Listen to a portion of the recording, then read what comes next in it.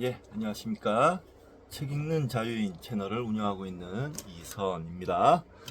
오늘은 2025년 8월 24일 일요일, 지금 시각은 오전 10시 33분입니다. 저는 제 야구 보면서 필사를 하고 뭐 간단하게 맥주 한 잔 했어요. 맥주 한 잔 하고 아침에 잘 자고 일어났습니다. 잘 자고 일어나서 명상을 좀 하고 씻고 자리에 앉았습니다. 오늘 날씨가 여기 경주 지역 예상 날씨가 37도예요. 8월 말인데 지금 벌써 8월 24일인데 다음 주부터는 조금 누그러진다고 하니까 뭐 기대를 해보겠지만 너무 더워도 너무 덥네요. 지금 느낌이 어떠냐면 밖에서 그냥 불볕 더위 햇볕 에너지가 공격을 막 해오는데 나는 이 집이라는 방어진지에 숨어서 버티고 있는 그런 느낌이 듭니다. 참 날씨가 더워도 너무 덥네요. 큰일 났습니다 진짜. 전에 읽었던 에필로그에서 칼세이건 박사님이 괜히 염려를 하신 게 아니에요. 잘 알고 계셨던 것 같습니다. 진짜 전 세계적인 공동의 대책이 필요하다고 생각합니다. 지금 하고 있고요. 좀 더 실효인성 있는 대책이 있었으면 좋겠어요.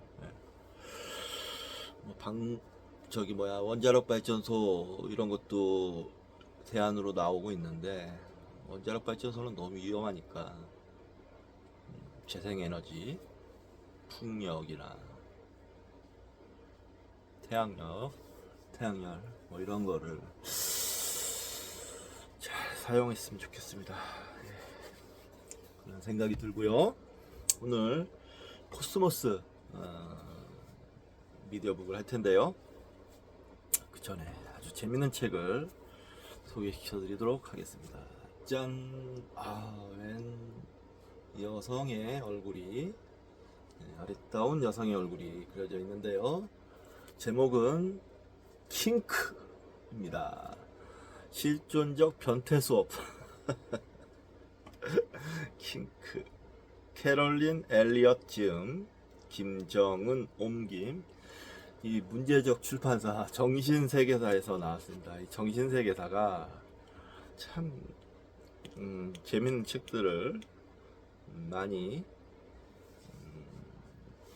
출판을 해요. 보면 좀 약간 오컬트적인 요소도 많이 있고 그런데 지은이 소개를 간단하게 하면 캐롤린 엘리엇 작가이자 강사로서 그림자 통합 연습과 응용 오컬트 철학을 통해 사람들의 삶을 긍정적으로 변화시키는 작업에 주력하고 있다. 다수의 온라인 강좌를 진행하고 있으며 온라인 잡지 마녀 위치 마녀를 발간했다. 피츠버그 대학에서 문화비평 연구로 박사학위를 취득했으며 현재는 펜실베니아에서 가족과 함께 살고 있다. 옮긴이는 김정은 서강대학교에서 영문학을 공부했고 이화여자대학교 통번역대학원에서 번역을 공부했다. 현재 전업 번역가로 활동 중이다.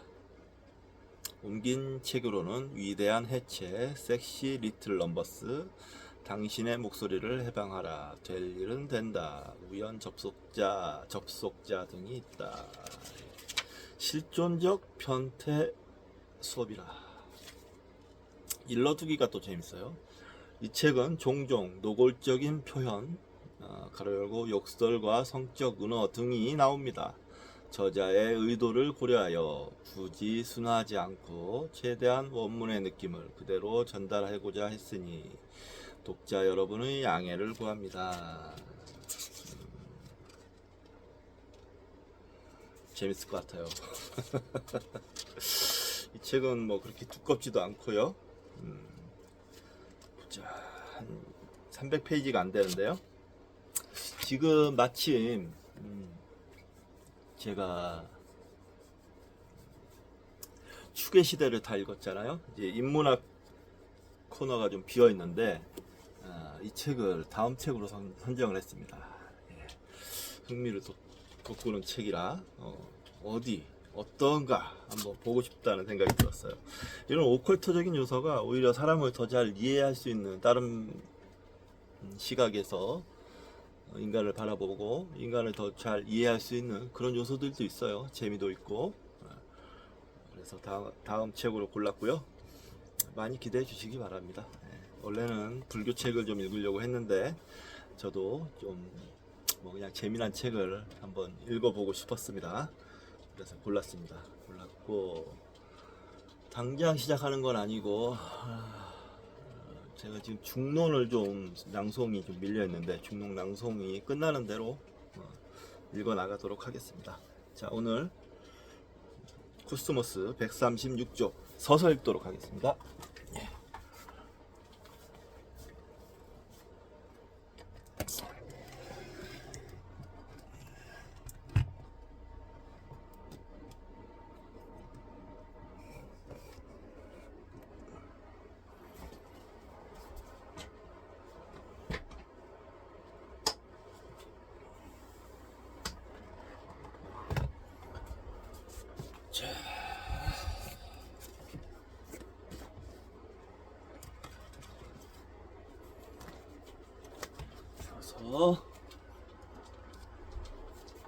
지난 시간에 케플러 이야기를 하고 있었죠.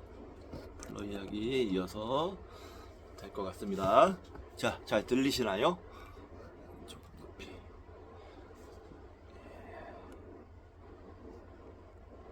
이 정도면 될 것 같습니다.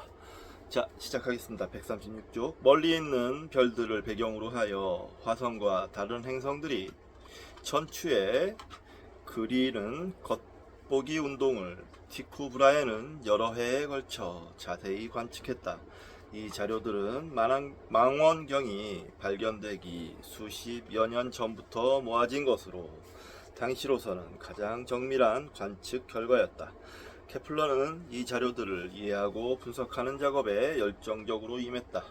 지구와 화성이 실제로 태양 주위를 어떤 식으로 운동하기에 특정 오차의 범위 내에서 화성은 우리 눈에 공중제비처럼 보이는 역행 운동을 하는 것일까? 티쿠 브라엔은 케플러에게 화성부터 연구해보라고 권했는데 이것은 화성의 겉보기 운동이 매우 변칙적이어서 원 궤도 모양에 꿰어 맞추기가 가장 어려웠기 때문이다. 가로 열고 케플러는 자신이 수행한 긴 계산 과정을 따라가다가 혹시 지루하다고 불평할지 모르는 독자들을 위해 이런 메모 하나를 남겨뒀다. 이 지루한 과정에 진력이 나시거든 이런 계산을 적어도 70번 해본 저를 생각하시고 참아주십시오. 기원전 6세기의 피타고라스로부터 플라톤, 프톨레마이오스 그리고 케플러 이전까지 살던 기독교 세계의 천문학자들은 모두 원이 완벽한 기하학적 도형이므로 행성들은 마땅히 원 궤도를 따라 돌아야 한다고 믿었다. 행성들은 하늘 높이 자리 잡고 있어 이 땅의 부패로부터 거리가 먼 또 다른 의미의 신비와 완벽을 겸비한 존재라고 믿었기 때문이다. 갈릴레오, 티코 브라헤, 코페르니쿠스도 행성이 운동하는 길은 원이라고 못 박아 두었다. 코페르니쿠스는 원형이 아닌 궤도는 생각만으로도 끔찍하다 라고까지 단언했는데 왜냐하면 최상의 모습으로 창조된 신의 피조물을 감히 불완전하다고 여길 수가 없기 때문이다.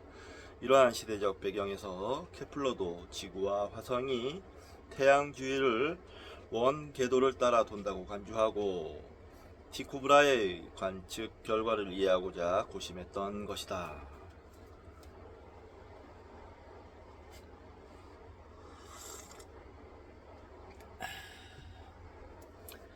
(3년에) 걸친 긴 분석 끝에 케플러는 화성의 원형 궤도에 해당하는 정확한 수치를 찾았다고 생각했다.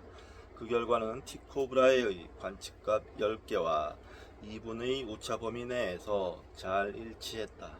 1도가 60분이며 90도가 직각으로 수평에서 천정에까지 이르는 각거리라는 점을 생각해 보면 2분은 지극히 작은 각거리이다. 게다가 이 시대에 만원경이 없었다는 사실을 고려한다면 2분의 오차는 오차로서 매우 작은 값임에 틀림이 없다. 그러나 하늘을 찌를 듯한 케플러의 기쁨은 금방 바닥을 가늠할 수 없는 우울한 심연으로 가라앉을 수밖에 없었다. 티코 브라헤가 남긴 나머지 두 개의 관측 결과가 케플러의 예측값에서 한참 동안 떨어져 무려 8분이나 되는 큰 오차를 보였기 때문이다.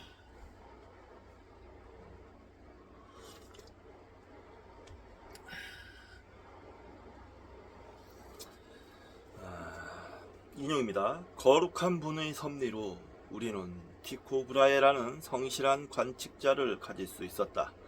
그의 관측 결과는 이 계산의 오차가 8분이라고 판단해줬다. 하늘이 주시는 선물은 감사히 받아들여야 마땅하거늘 내가 8분의 오차를 모른 채 할 수 있었다면 나는 내 가설을 땜질하는 식으로 적당히 고쳤을 수 있다. 그러나 그것은 무시될 수 없는 성질의 오차였다. 바로 이 8분이 천문학의 완전 개혁으로 이끄는 새로운 길을 내게 가르쳐 줬던 것이다. 이렇게 한번 진짜 인류는 인류라고 통칭해도 될 것 같아요. 신이라는 사기극에 속고 있었던 거죠. 그걸 아직도 그 미몽에서 못 깨어난 사람들이 태반입니다. 예. 참 뭐라고 얘기해야 될지 그냥 어쩔 수 없다고 얘기해야 될 것 같아요. 저는 인간의 이제 생물학적 한계 같은 거에 주목을 좀 해왔기 때문에 그래 인간이란 참 미약하고 어리석은 존재다 이렇게 생각할 수밖에 없을 것 같습니다. 자, 원궤도와 실제 궤도를 분간하는 일은 우선 측정값이 정확해야 가능했고 비록 자신의 이론과 일치하지 않더라도 그 측정값을 과감하게 수용하는 용기가 없었다면 불가능했다. 어디나 조화로운 비율이 장식처럼 박혀 빛나는 이 우주이지만 그러한 조화의 비율도 경험적 사실에 반드시 부합해야 한다. 케플러는 여기서 원궤도에 대한 미련을 버릴 수밖에 없었다. 그것은 신성한 기하학에 대한 그의 신앙을 뒤흔들어 놓았다. 그는 영혼에 가해진 충격을 감수해야만 했다. 케플러는 천문학이라는 마구간에서 원형과 나선형을 쓸어치우자 손술에 한가득 말똥만 남았다고 했다. 원을 길게 느린 달걀의 모습 가로열고 타원을 그는 이렇게 말똥에 비유했던 것이다.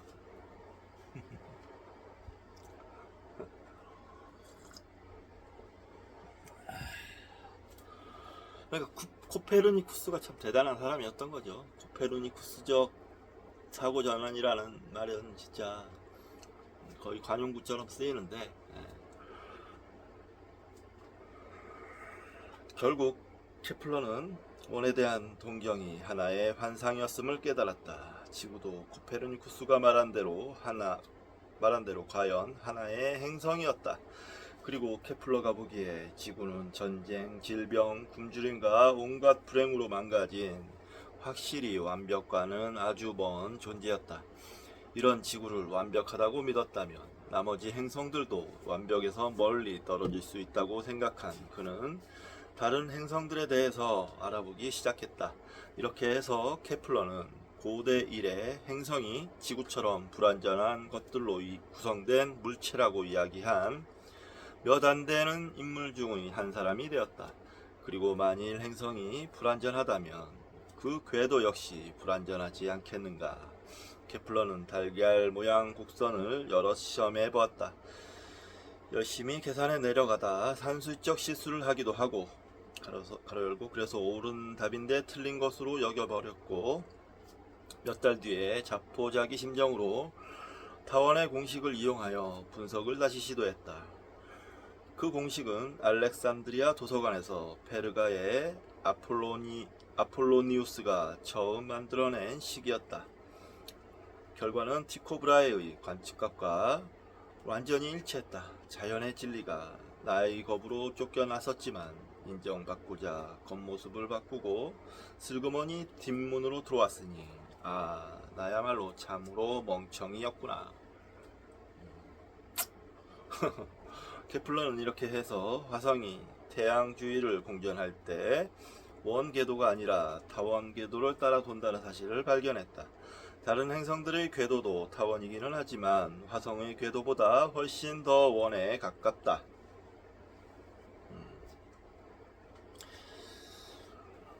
티코 브라헤가 화성이 아니라 예를 들어 금성의 움직임을 연구해보라고 부추겼다면 케플러는 영영 행성의 진짜 궤도 모습을 발견하지 못했을지 모른다.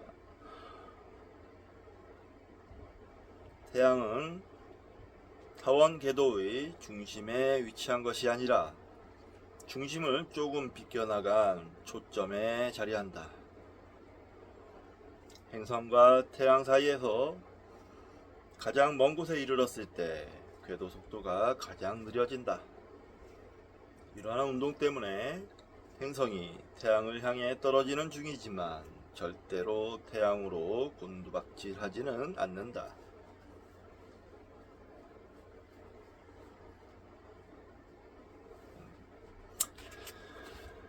행성의 운동을 규정한 케플러의 첫 번째 법칙을 간단히 말하면 다음과 같다. 제1법칙, 행성은 타원 궤도를 따라 움직이고 태양은 그 타원의 초점에 있다. 일정한 속도로 원운동을 하는 행성이라면 각 중심각이 같은 부채꼴의 호 또는 그 부분의 원둘레를 도는데 같은 시간이 걸린다. 예를 들어 원운동을 하는 행성이 원둘레의 3분의 1을 도는데 걸리는 시간은 3분의 1을 도는데 걸리는 시간의 꼭 2배이다. 케플러가 보니 타원 궤도를 도는 행성은 그렇게 움직이지 않았다. 타원 궤도를 따라 움직이는 행성과 태양을 이은 선은 타원 내부에서 부채꼴 형태의 영역을 쓸고 지나간다.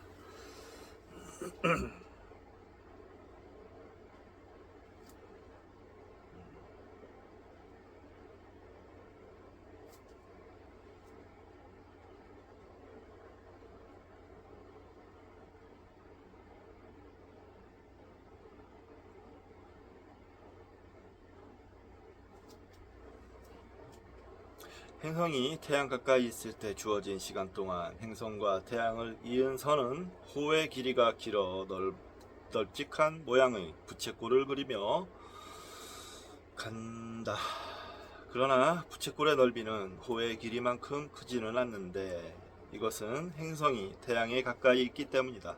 행성이 태양과 멀리 떨어져 있을 때는 행성과 태양을 이은 선이 역시 같은 시간 동안에 훨씬 짧은 호와 뾰족한 모양의 부채꼴을 그리지만 부채꼴은 더 넓게 퍼진다.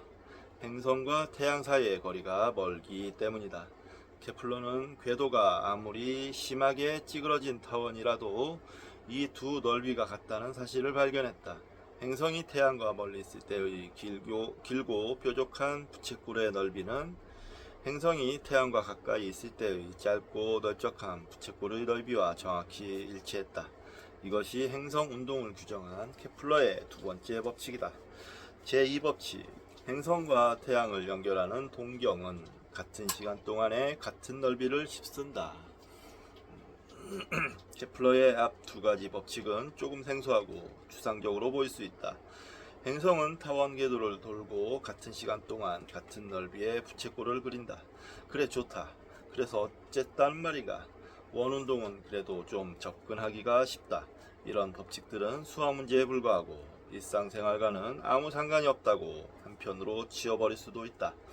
그러나 이 법칙들은 행성에게도 또 우리에게도 적용되는 법칙이다. 우리는 중력이란 힘으로 지구 표면에 붙어서 우주 공간을 날아다닌다. 그러므로 우리도 케플러가 처음 발견한 자연 법칙에 순응하여 움직이는 중이다. 행성 탐사를 목적으로 우주라는 이름의 바다에 진수시킨 인공위성들의 궤도 운동, 쌍성계를 이루는 두 별의 상호 궤도 운동, 그리고 외부 은하들의 운동 등을 살펴보면 케플러의 법칙이 어디에서나 성립한다는 사실을 확인할 수 있다. 온 우주 어디에서나 천체들은 케플러의 법칙에 따라 움직인다. 몇 년이 더 지난 후 케플러는 행성의 운동에 관한 마지막 규칙인 세 번째 법칙을 생각해냈다. 이것은 여러 행성들이 다른 행성과 관련하여 서로 어떻게 움직이는지를 기술하는 법칙인데, 태양계 안에서 움직이는 각종 천체들의 운동 원리를 올바르게 제시하고 있다. 케플러는 자신의 세 번째 법칙을 세상의 조화들이라는 제목의 책에서 설명하고 있다. 케플러는 조화라는 한마디 말로 그가 알고 있던 많은 것을 표현하고자 했다. 행성 운동에서 볼 수 있는 질서와 아름다움, 그리고 그것을 기술할 수 있는 수학적 공식의 존재, 게다가 음악에서의 화성음 등을 조화라는 개념 속에 포함시켰다. 사실 음의 조화에 대한 생각은 피타고라스 때부터 우리가 함께 해온 개념이었는데, 케플러는 음의 높낮이에 행성 간 거리를 대응시켜 행성 구들의 조화, 역시 세상에서 볼 수 있는 다양한 조화의 한 몫을 담당케 했다. 수성이나 화성과 달리 다른 행성들은 원형에 가까운 궤도를 돌기 때문에 아무리 그림을 정교하게 그린다 해도 그 일그러진 정도를 분간하기 무척 어렵다. 우리는 다른 행성의 움직임을 멀리 떨어진 별자리를 배경 삼아 관측하는데, 우리의 관측대가 다름 아닌 움직이는 지구이다. 내 행성들은 궤도를 빨리 돈다. 수성이 영어로 머큐리인데, 머큐리는 본래 로마 신화에서 신들의 심부름꾼인 메르쿠리우스를 뜻하니 잽싸게 도는 수성에게 딱 어울리는 이름이다. 금성에서 지구, 화성으로 이어지면서 행성들은 대체로 점점 더 느리게 돈다. 신들 중의 왕격인 유피테르의 영어 이름인 주피터의 이름을 딴 목성이나 사투르누스의 이름을 딴 토성 같은 외행성들은 그 이름에 걸맞게 아주 천천히 장중하게 움직인다. 케플러의 세 번째 법칙, 즉 조화의 법칙은 다음과 같다.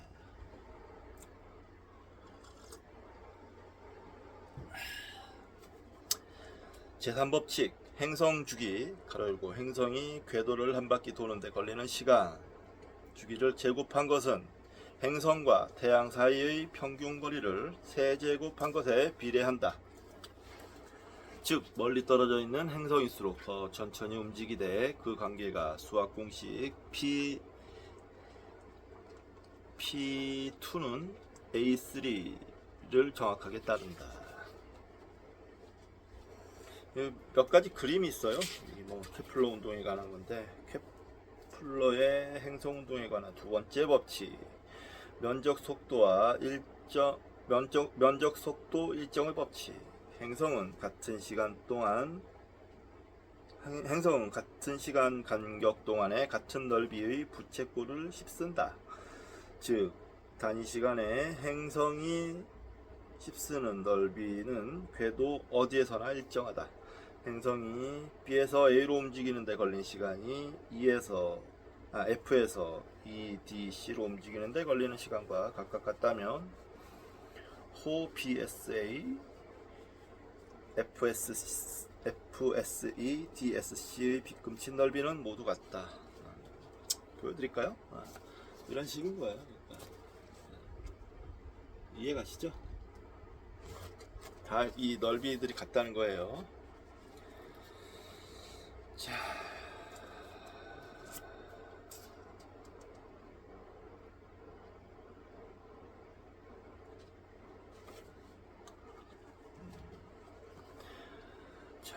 세 번째 법칙 소개시켜 드렸는데요.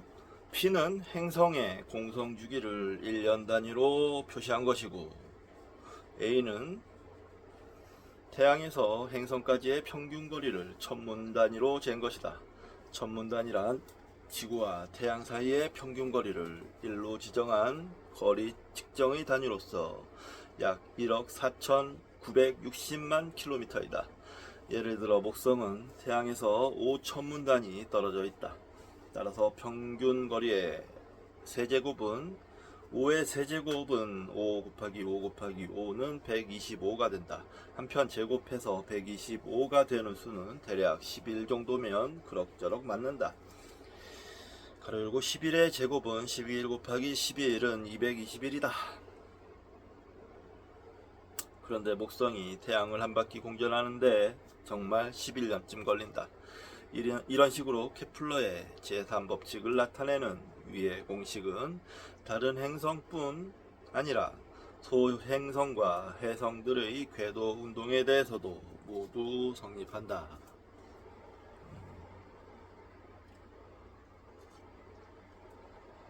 네. 행성 운동에 관한 케플러의 법칙은 자연 현상에서부터 직접 찾아낸 경험 법칙이었다. 케플러는 법칙을 자연에서 그저 캐낼 수 있었음에 만족하지 않고 한 발 더 나아가 더 근본적인 행성 운동의 원인을 찾고자 노력했다. 태양이 태양계 내 물체들의 운동에 어떤 영향을 미치는가? 행성이 태양에 가까워질수록 공전 운동 속도가 빨라지고 또 멀리 떨어질수록 속도가 느려진다. 태양과 그토록 멀리 떨어져 있는 행성들은 자신이 태양에 접근 또는 후퇴하는지를 어떻게 알아내는 것일까? 행성이 태양의 존재를 감지할 수 있는 모종의 방법이 있는 모양이다. 그렇다면 떨어져 있어도 작용하는 자기력 같은 힘이 태양과 행성 사이에 작용하는 것은 아닐까? 케플러는 행성 운동의 근본 원인이 자기력의 작용과 유사한 성격의 것이라고 제안했다. 그는 놀랍게도 중력 또는 만류 인력의 개념을 예견했던 것이다.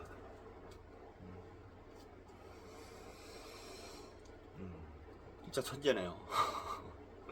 예, 인용입니다. 여기서 내가 의도하는 바는 천체의 작동 기제를 논함에 있어 신이 생명을 부여한 신성한 유기생물보다 태엽이나 추 같은 동인으로 작용하는 시계장치 등을 염두에 둬야 한다는 점을 보여주는 것이다.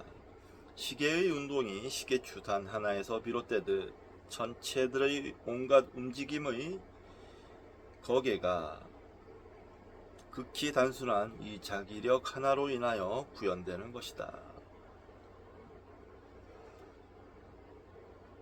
또 그림이 하나 있는데요. 도표가 궤도간 반지름 천문단위 궤도 주기년. 수성이 0.1에서 0.3년 사이 0.3년에 가깝게 있고 금성이 1에 못 미치고 지구가 공전 주기가 1년이고 화성이 한 2년 정도 되는 모양이네요. 목성이 11년, 토성이 약 30년, 천왕성이 100년 가까이 되고 해왕성은 100년이 넘고요. 영왕성은 당연히 더 깁니다. 케플러의 행성 운동에 관한 세 번째 법칙인 조화의 법칙, 행성 궤도의 크기를 나타내는 궤도간 반지름과 그 행성이 태양 둘레를 한 바퀴 도는 데 걸리는 시간인 공전 주기 사이에 다음의 관계가 정확하게 성립한다. 즉, 주기의 제곱이 긴 반지름의 세제곱에 비례한다. 케플러가 세상을 떠난 지 한참 뒤에 발견된 천왕성, 해왕성, 명왕성까지도 조화의 법칙을 정확하게 따른다. 진짜 대단하네요.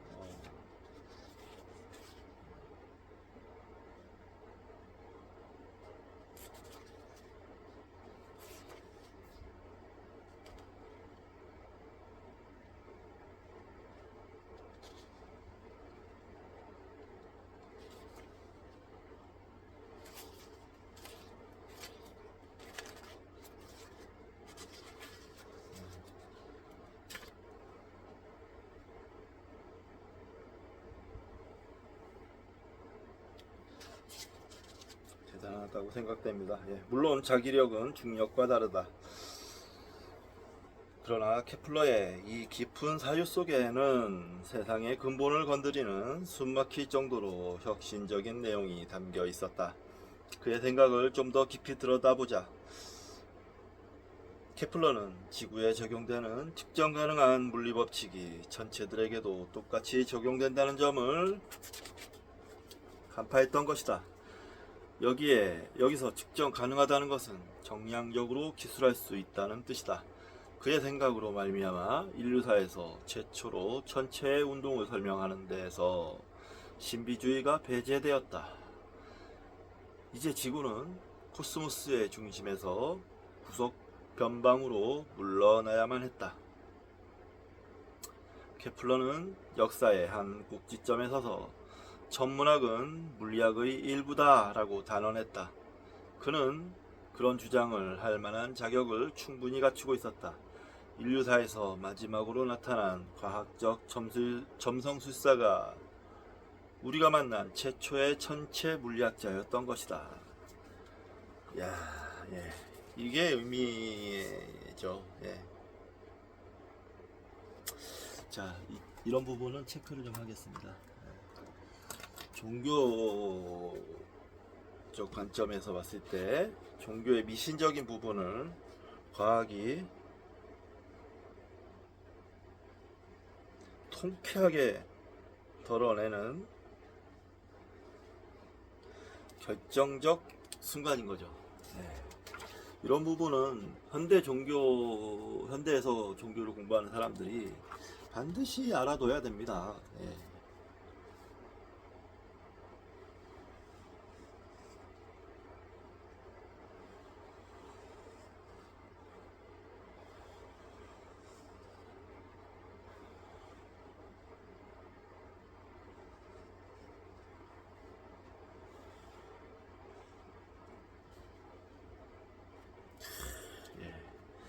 아주 멋집니다. 아주 멋진 장면이에요. 예. 케플러에 대한 존경심이 일어납니다. 과학의 탄생이라고까지 할 수 있을 정도가 아닐까. 뉴턴은 이제 이런 지식들을 흡수해서 자기 나름의 천재적인 사고로 과학의 문을 활짝 열어 젖힌 사람인 거죠.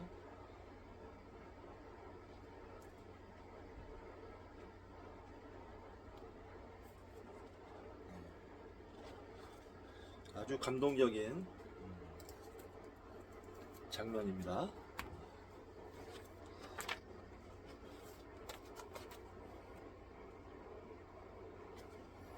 체크했는데 다시 한번 읽어보도록 하겠습니다. 케플러는 지구에 적용되는 측정 가능한 물리법칙이 천체들에게도 똑같이 적용된다는 점을 간파했던 것이다. 여기서 측정 가능하다는 것은 정량적으로 기술할 수 있다는 뜻이다. 그의 생각으로 말미암아 인류사에서 최초로 천체의 운동을 설명하는 데에서 신비주의가 배제되었다. 멋진 표현입니다. 이제 지구는 코스모스의 중심에서 구석 변방으로 물러나야만 했다. 케플러는 역사의 한 꼭지점에 서서 천문학은 물리학의 일부다 라고 단언했다. 케플러는 자신의 업적을 겸손하게 내보일 성격의 인물이 아닌지라 다음과 같은 말로 자신의 발견을 평가했다. 인용입니다. 이 소리들의 화음으로 인간은 영혼을 1시간 안에 연주할 수 있게 되었다. 비록 적게나마 지극히 높으신 신의 환희를 맛보게 됐다. 이제 나는 이 거룩한 열광의 도가니에 나 자신을 고스란히 내어 맡긴다. 주사위는 이미 던져졌고 나는 펜을 들어 책을 쓴다. 나의 책을 요즘 사람들이 읽든 아니면 후세인들만이 읽든 나는 크게 상관하지 않으련다. 단 한 사람의 독자를 만나기까지 100년을 기다린다 해도 나는 결코 서운하지 않을 것이다. 우리의 신께서는 당신을 증거할 이를 만나기까지 6천년을 기다리지 않으셨던가? 아직도 근데 신의 세계관에 빠져 있다는 것도 참 아이러니합니다. 이때 다 그냥 모든 거는 다 어? 뭐랄까 허상이었구나 라고 깨달았으면 좋았을 텐데 그렇게까지 못 가 모양이에요. 그런 부분은 조금 아쉽네요. 케플러가 여기서 소리들의 화음이라 한 것은 행성마다 그 움직이는 속도에 따라 대응되는 음이 있다고 생각해서이다. 그는 행성들의 당시 유행했던 라틴 음계인 도레미파솔라시도를 대응시켰다. 행성 구들이 이루는 조화 속에서 지구의 음정은 파와 미였다. 케플러는 지구는 끊임없이 파와 미를 웅얼거리니 라틴어로 파민 즉 굶주림을 연상케 한다면서 이 서글픈 단어 하나로 지구를 제대로 묘사할 수 있다고 주장했다. 그의 주장에도 일리가 있기는 하다. 케플러가 행성운동의 세 번째 법칙을 발견한 지 정확히 8일째 되던 날 30년 전쟁의 도화선이 된 사건이 프라하에서 일어났다. 이제 좀 약간 저를 달리하는 얘기이기 때문에 쉬었다가 하도록 하겠습니다. 중간 정도 읽었으니까 잠시 쉬었다 하겠습니다.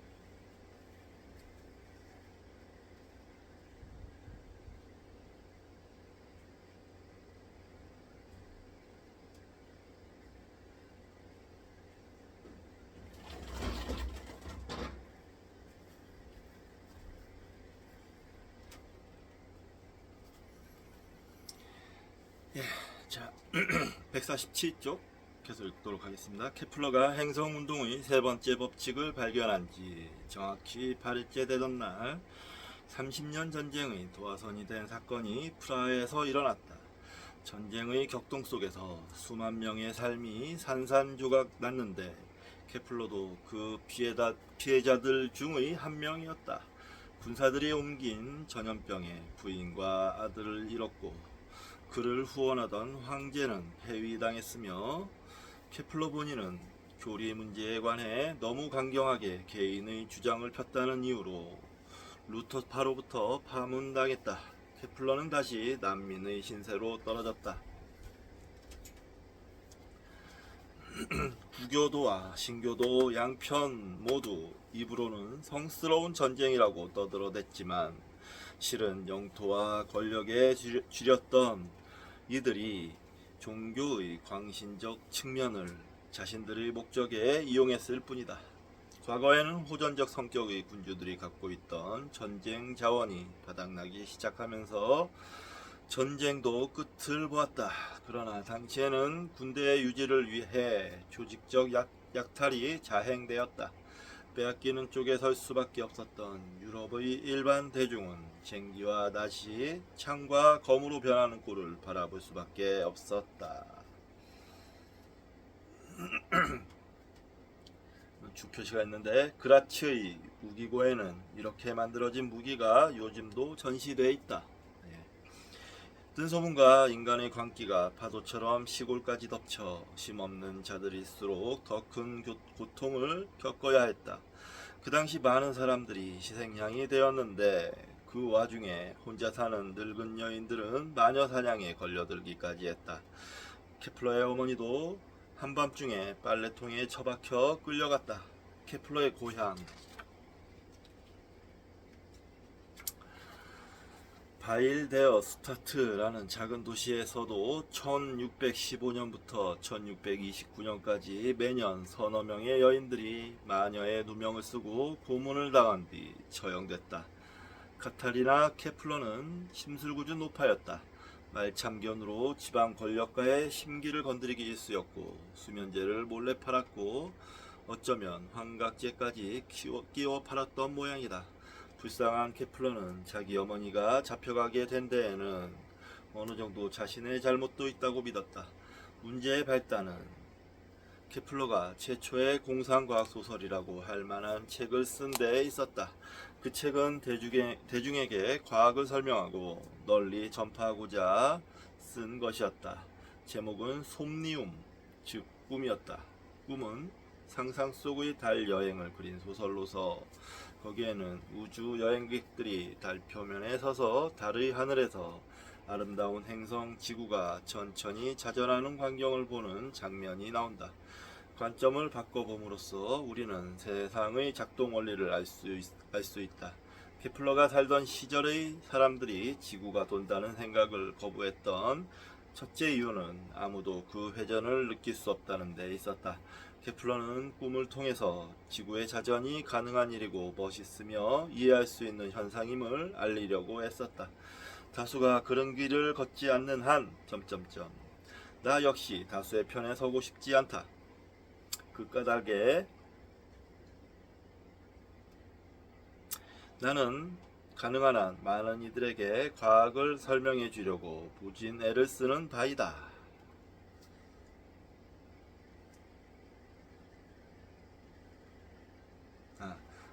잘못 읽었네요. 다수가 그런 길을 걷지 않는 한... 나 역시 다수의 편에 서고 싶답니다. 그 까닭에 나는 가능한 한 많은 이들에게 과학을 설명해 주려고 무진 애를 쓰는 바이다. 또 다른 상황에서 그는 편지에 이렇게 쓰기도 했다.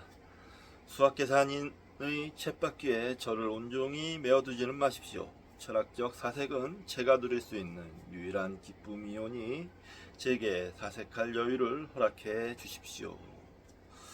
주 표시가 있습니다. 티코 브라헤도 케플러와 마찬가지로 점성술을 결코 적대시하지 않았다.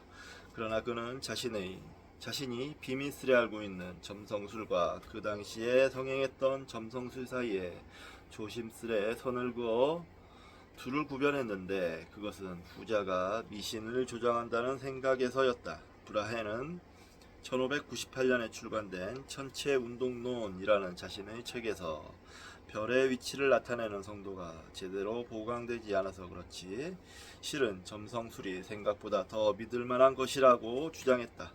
나는 나이 23세 때부터 천문 연구에 힘써온 만큼 연금술에도 몰두해 왔다라고 티코 브라해는 썼다. 그러나 그는 이 두 가지 사이비 과학은 그저 재정 지원을 요청하게 되는 왕이나 왕자들의 손에서는 절대 안전하지만 일반 대중의 손에 맡겨두기에는 너무나 위험한 비밀이라고 생각했다. 티코 브라해는 오로지 자신들만이 그리고 현세의 권력자와 교회의 권위자들만이 신비한 지식을 안전하게 맡을 수 있다고 믿었다. 브라해 역시 일부 과학자들의 매우 오래되고 위험한 발상을 그대로 고수한 셈이다. 그와 같은 것들을 일반인에게 알려봤자 아무 소용이 없으며 이치에 닿지도 않는다 라고 브라해는 써놓았다. 유한은 대조적으로 케플러는 학교에서 천문학을 강의했고 때로는 자신의 돈을 들여가면서 자신의 생각을 책으로 출판하여 과학을 일반 대중에게 널리 알렸으며 공상과학 소설까지 썼다. 공상과학 소설은 당연히 동료 과학자들을 주요 독자로 겨냥해서 쓴 글이 아니었다. 케플러가 오늘날 대중과학서 작가들만큼 과학 대중화에 큰 성공을 거둔 것 같지는 않다. 그러나 티코 브라해에서 케플러에 이르는 한 세대 사이에 과학자들의 대중에 대한 태도가 변화했다는 사실이 우리에게 시사하는 바는 적지 않겠다고 하겠다. 망원경의 발명으로 이른바 월면 지리학이 가능해졌다. 케플러는 꿈에서 달은 산과 계곡으로 그득하고 마치 움푹 파인 구덩이와 계속 이어지는 동굴을 파놓은 것 같이 구멍이 숭숭 뚫려 있다라고 달의 모습을 기술하고 있다. 그쯤 갈릴레오는 천체 관측용 망원경을 가지고 최초로 달 표면에 있는 분화구들을 관찰했다. 분화구 하면서 주표시가 있습니다. 달 표면에 볼 수 있는 구덩이 모양의 지형들은 화산 폭발 때문에 생긴 것이 아니라 운석이 충돌하면서 파놓은 구조물이다. 예. 케플러는 공상과학 소설을 쓰는 과정에서 갈릴레오의 최신 발견들을 참조했음이 틀림이 없다. 케플러는 또 달에는 각 지역의 혹독한 기후에 잘 적응해 사는 생물이 있으리라 상상했다. 그는 꿈에서 천천히 회전하는 지구를 달 표면에서 보는 광경을 묘사하고 있다. 우리가 달에서 개수나무와 옥토끼를 연상하듯이 그는 달에서 보면 지구의 대륙과 바다도 어떤 형상을 그릴 것이라고 상상했다. 지브롤터 해협을 사이에 두고 북아프리카 대륙에 닿을 듯 가까이 있는 남부 스페인의 모양새를 긴 치마를 늘어뜨린 젊은 여인이 자기 연인에게 입을 맞추는 모습이라 했는데 내 눈에도 영락없이 코를 맞대고 비비는 것처럼 보인다.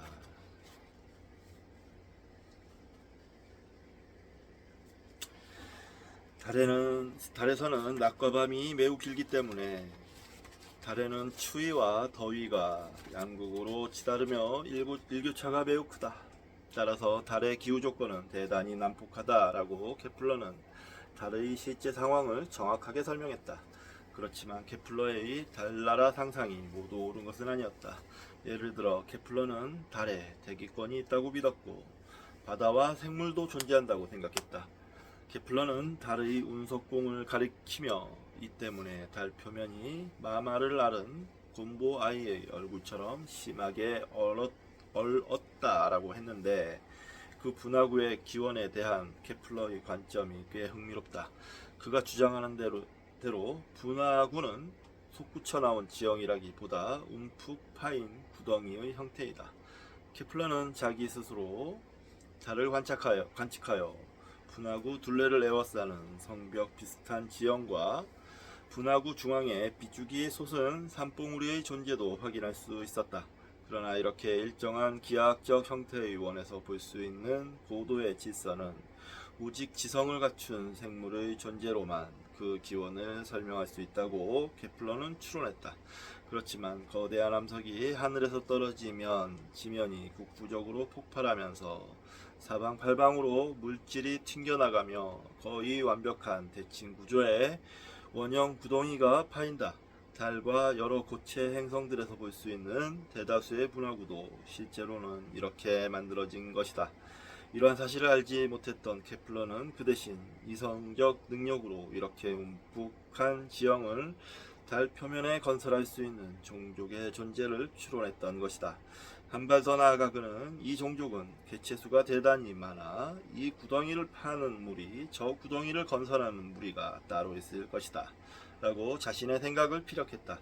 그토록 거대한 건설 작업이 불가능하다는 견해를 반박하기 위해 케플러는 이집트의 피라미드와 중국의 만리장성을 구체적인 반증 사례로 들었다.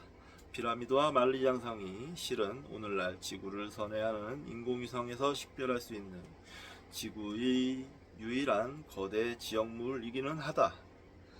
기하학적 질서의 배후에서 지적 생물의 존재를 가늠할 수 있다는 생각은 평생 동안 케플러의 정신세계를 지배한 중심 사상이었다. 달의 분화구에 대한 케플러의 주장은 훗날 화성의 운하 논쟁으로 이어진다. 가로 열고 5장 참조. 외계에서 생명을 탐색하려는 시도가 망원경의 발명과 함께 시작되었다는 것, 그리고 당대 최고의 이론가에서 비롯됐다는 점도 현대를 사는 우리가 꼭 한번 짚고 넘어갈 문제이다. 그의 작품 꿈은 부분적으로 자전적인 내용을 담고 있다. 예를 들어 주인공은 티쿠 브라헬을 찾아간다. 또 그에게는 약 장사를 하는 부모가 있다. 주인공의 어머니는 홀령과 악마들과 어울려 지내는데 결국에는 그 악령 중의 하나가 주인공에게 달나라로 여행할 수단을 제공한다. 케플러는 비록 오감으로 인지 가능한 세계에 전혀 존재할 수 없는 것이라도 우리에게는 그런 것을 상상할 수 있는 자유가 반드시 주어져야 한다고 주장했다. 꿈을 읽는 현대인이라면 누구나 케플러의 주장에 동의할 수 있을 것이며 그를 충분히 이해할 수 있을 것이다. 그렇지만 케플러와 동시대를 살았던 사람들은 그의 주장을 받아들이기 어려웠다. 또 30년 전쟁 당시 공상과학소설이라는 장르는 매우 생소한 것이었다. 그러므로 케플러의 책은 그의 어머니가 마녀라는 증거물로 채택됐던 것이다. 아이고, 케플러는 자신도 여러가지 개인적 문제로 심각한 상황에 처해 있었지만 서둘러 뷰르템베르크로 달려갔다. 갈릴레오가 가톨릭 감옥에 갇혔을 때와 마찬가지로 74의 그의 노모도 사슬에 묶여 개신교의 감옥에 갇힌 채 고문의 위협을 받고 있었다. 마녀 누명을 쓰게 된 여러가지 이유 중 하나는 그의 모친이 주문을 외워 베르텐베르크 주민들을 크고 작은 병에 걸리게 했다는 것이었다. 과학자라면 누구나 그랬겠지만 케플러도 주민들이 걸린 질병 등의 현상을 설명할 수 있는 자연적 원인을 찾으려고 동분서주했다. 그의 조사와 연구는 성공적이었다. 케플러의 전생애가 그랬듯이 이 경우에도 우리는 미신과 싸워 이긴 한 위대한 이성의 승리를 목격하게 된다. 케플러의 모친은 추방당했고 만일 뷰르텐베르크로 돌아올 경우 사형에 처해질 것이라는 관대한 판결을 받았다. 그리고 케플러의 열성적인 변호 덕분이었는지 뷰르텐베르크 공작은 미미한 증거를 가지고 마녀 재판을 여는 일을 금지시켰다.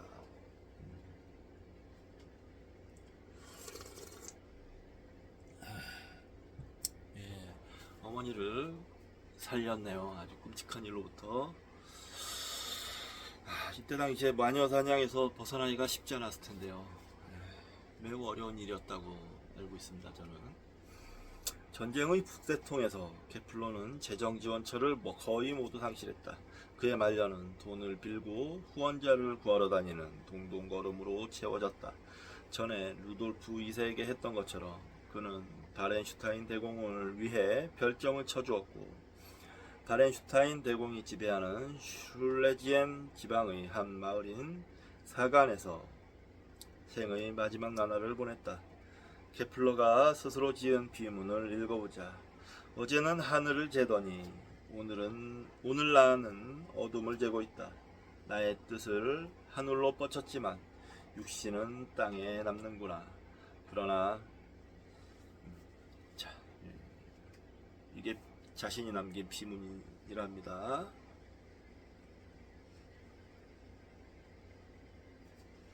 그러나 30년 전쟁으로 그의 묘마저 사라졌다. 오늘날 케플러의 묘비가 다시 세워진다면 그의 과학적 용기를 기리는 뜻에서 이런 문장을 새겨 넣으면 어떨까? 그는 마음에 드는 환상보다 냉혹한 현실의 진리를 선택한 사람이었다.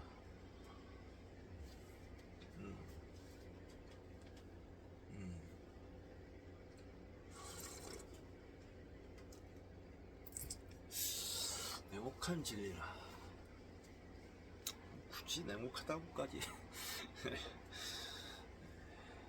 마음에 드는 환상이라는 건 이제 사람들이 사로잡혀 있는 그 허상을 얘기하는 거죠. 예. 요하네스 케플러는 미래의 하늘에는 천상의 바람을 잘 탈 수 있는 돛담배들이 날아다니고 우주 공간은 우주의 강막함을 두려워하지 않는 탐험가들로 그득할 것이라 했다. 우주 탐사선이 광대한 우주를 가로질러 외계로 달려갈 때 사람이고 기계고 가릴 것 없이 그들에게는 확고부동한 이정표가 하나 있다. 그것은 케플러가 밝혀낸 행성 운동에 관한 3가지 법칙이다. 그의 평생에 걸친 수고로 그는 발견의 환희를 맛보았고 우리는 우주의 이정표를 얻었다. 예, 그렇네요.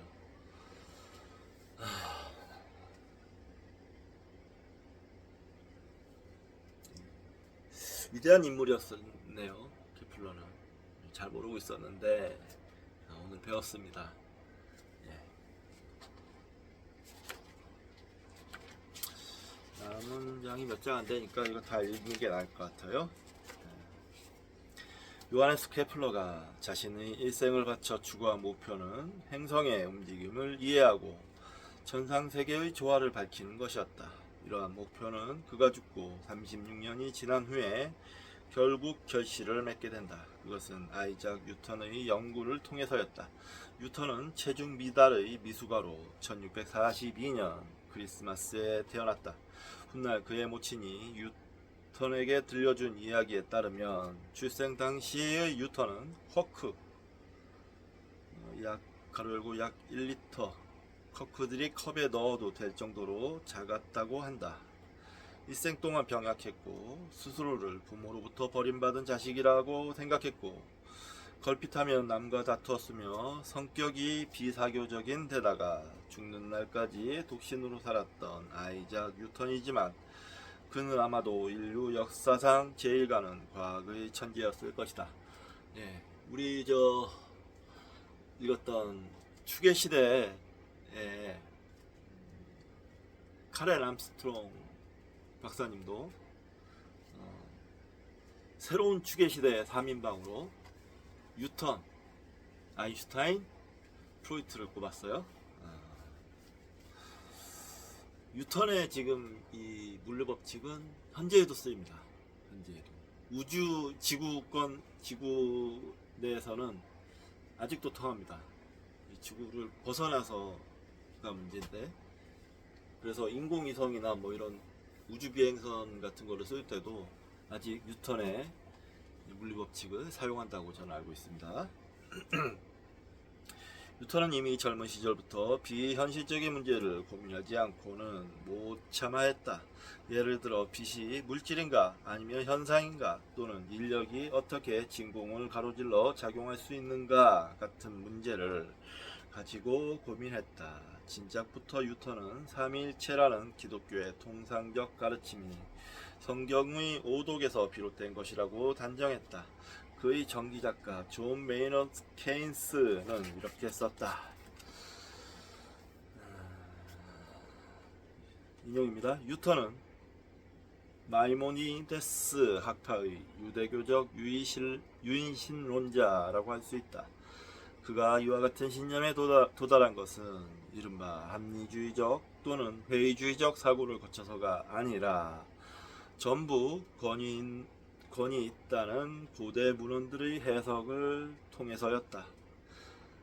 뉴턴이 살펴본 바에 따르면 밝혀진 사설 중에 삼위일체설을 뒷받침하는 것이 단 하나도 없었다. 그래서 그는 삼위일체설을 후세 사람들이 거짓으로 덧붙여 만든 것이라고 생각하게 되었다. 그에게는 계시로 밝혀진 신이 세 가지 위격으로 존재하는 삼위일체의 신이 아니라 온전히 하나인 유일신이었다. 그러나 이것은 감히 입 밖에 내지 못할 생각이었기에 뉴턴은 평생도록 이 비밀을 지키느라 무진 애를 써야 했다. 네, 그랬겠네요. 입이 근질근질했겠죠. 네. 저라도 입이 근질근질했을 것 같아요. 뭐 술자리 같은 데서 말이야, 삼일체는 거짓이야. 예수가 뭐 신이야, 신. 유일신은 하나밖에 없어. 이런 식으로.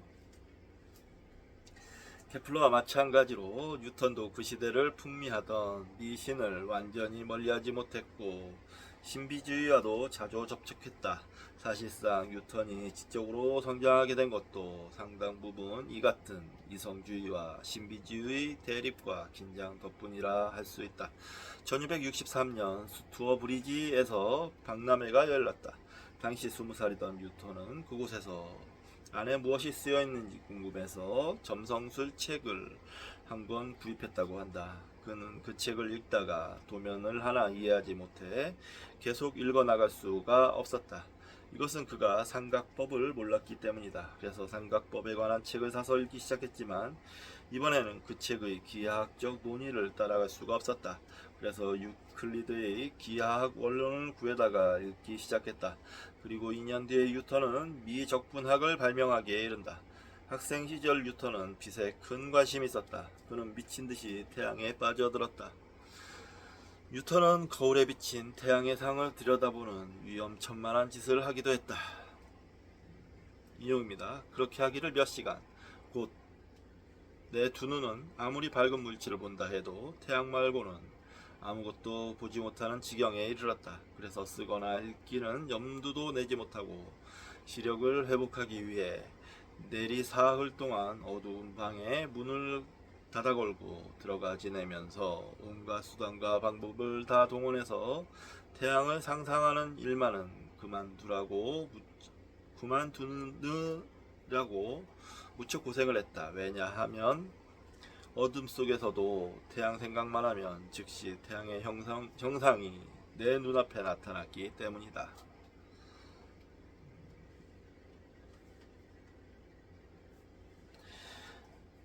(1666년) 23살의 뉴턴이 캠브리지 대학교의 학생이 됐을 때 흑사병이 돌았다.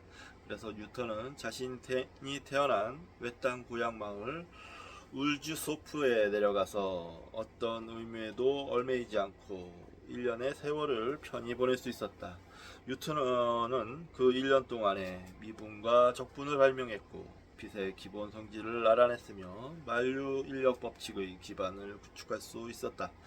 물리학의 역사에서 이와 비슷했던 해를 하나 더 찾는다면 그것은 아인슈타인이 기적의 해라 불렀던 1905년 뿐이다. 누군가 뉴턴에게 어떻게 그리 놀라운 발견을 많이 할 수 있었냐고 묻자 그것들을 그냥 생각하면서 해냈습니다 라고 아무 참고도 되지 않을 답을 했다고 한다. 그의 업적이 얼마나 뛰어났는가 하면 젊은 뉴턴이 대학으로 돌아온 지 5년이 지나자 그의 스승이었던 아이작 베로 교수가 수학 교수 자리에서 물러나 그 자리를 뉴턴에게 넘겨줄 정도였다. 다음은 뉴턴의 하인이 40대 중반의 뉴턴을 묘사한 글이다.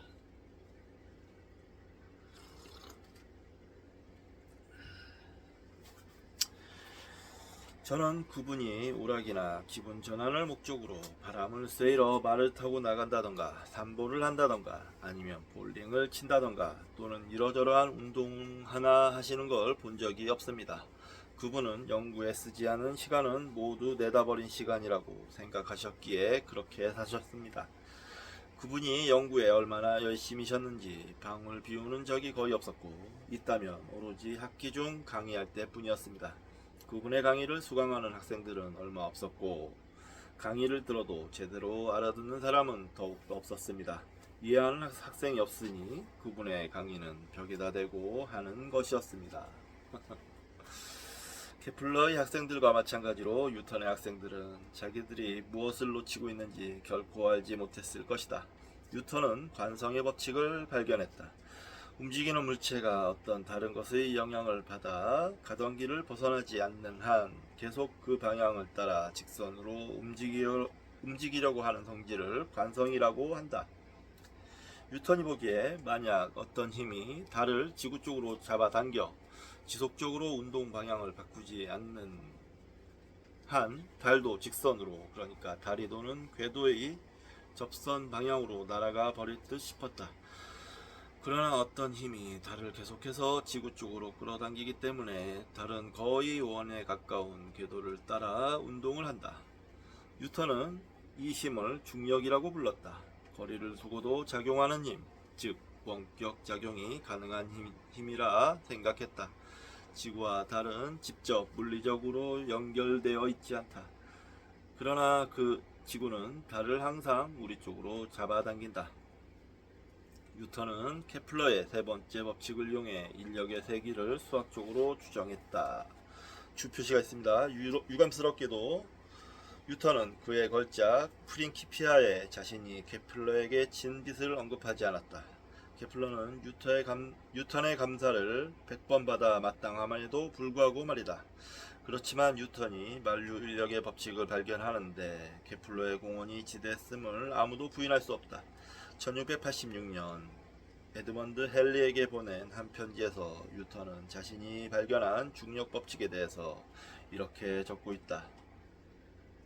나는 약 20년 전쯤에 행성 운동에 관한 케플러의 법칙에서부터 이 관계를 추론해낼 수 있었다네.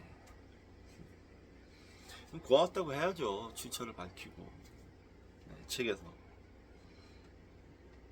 인격적으로는 좀 문제가 있었던 사람인가 봐요. 지구가 사과를 잡아당겨 떨어뜨렸듯이 떨어뜨리는 바로 그 힘이 달이 원 궤도를 따라 운동하도록 지구가 달을 잡아당기는 힘이었다. 뿐만 아니라 뉴턴은 그 당시 발견한 목성의 달들이 목성의 주위를 궤도 운동하도록 만드는 힘도 바로 목성의 중력임을 밝혔다. 물체가 떨어지는 일은 태초부터 있었다. 달이 지구 둘레를 돈다는 사실은 까마득한 옛적부터 알려져 있었다. 그렇지만 이 두 가지 현상이 같은 힘에 따라 일어난다는 엄청난 사실을 최초로 알아낸 사람이 뉴턴이었다. 뉴턴의 중력 법칙을 만류 인력의 법칙이라고 하는 까닭이 바로 여기에 있다. 뉴턴의 중력 법칙은 우주 어디서나 성립하는 범우주적 성격의 보편 법칙이기 때문이다. 만류 인력은 거리 역제곱의 법칙이다. 인력의 세기는 두 물체 간의 제곱에 반비례한다. 두 물체 사이의 거리를 2배로 늘리면 동시에 작용하는 인력의 세기는 4분의 1로 약해진다. 만약 거리를 10배로 늘리면 인력은 10의 제곱, 즉 100분의 1로 약해진다. 확실히 인력은 거리와 반비례 관계여야 한다. 즉 거리가 멀어지면 힘은 줄어야 마땅하다. 만약 인력이 거리와 정비례 관계라면, 즉 거리가 커지면 힘도 커진다면 가장 멀리 있는 물체가 가장 큰 힘을 받을 것이다. 그럴 경우 우주의 모든 물질들이 곧장 한 곳으로 날아가 붙어 단 하나의 덩어리로 뭉칠 것이다.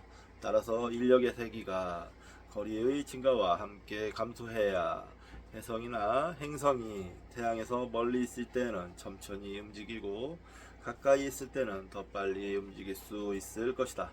즉 태양에서 멀리 떨어질수록 이것들이 태양으로부터 받는 인력의 세기는 점점 더 약해지는 것이다. 행성운동에 관한 케플러의 세 가지 법칙은 모두 뉴턴의 중력 법칙에서 유도해낼 수 있다. 케플러의 법칙은 경험적 법칙으로서 티코 브라헤가 공들여 모은 관측 결과에 그 바탕을 두고 있다. 한편 뉴턴의 중력 법칙은 이론 법칙으로 비교적 간단한 수학적 공식으로 기술된다. 궁극적으로 티코 브라헤의 모든 관측 결과를 우리는 뉴턴의 중력 법칙 하나에서 추론해낼 수 있다. 뉴턴은 프린키피아에서 만유 인력의 법칙을 설명하기에 앞서 나는 이제 세계의 기본 얼개를 선보이겠다고 자랑스럽게 선언한다.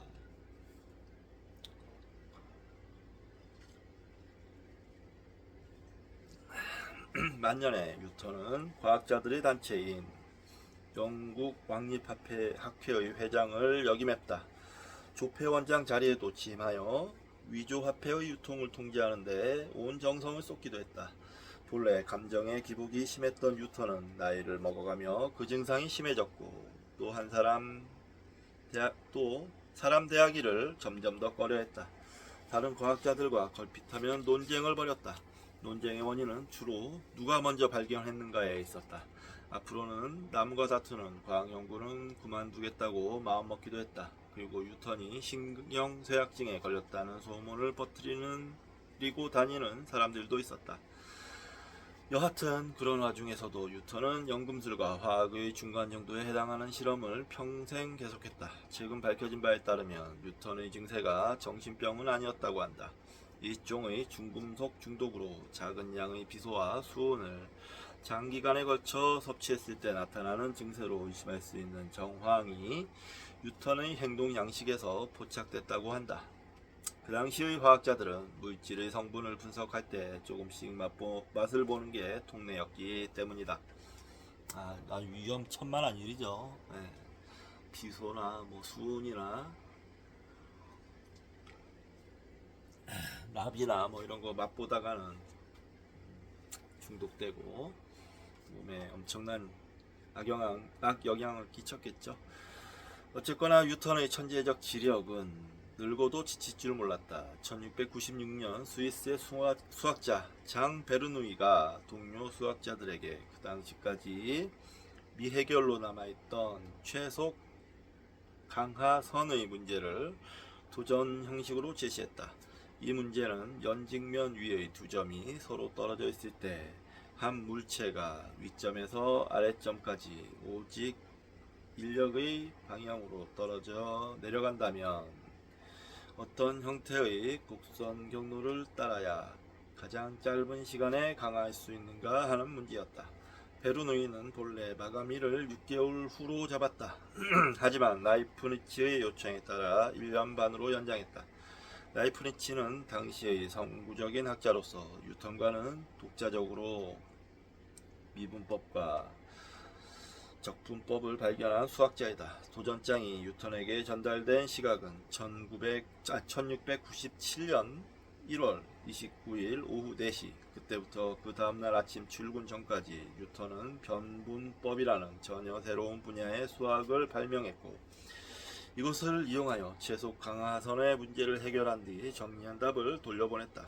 뉴턴의 풀이는 그의 요구대로 익명으로 발표됐다. 그러나 해결책의 뛰어남과 독창성으로 말미암아 저자의 이름이 저절로 밝혀졌다. 베르누이는 해답을 보자 발톱 자국을 보아하니 사자가 한 일이다 라고 평했다고 한다.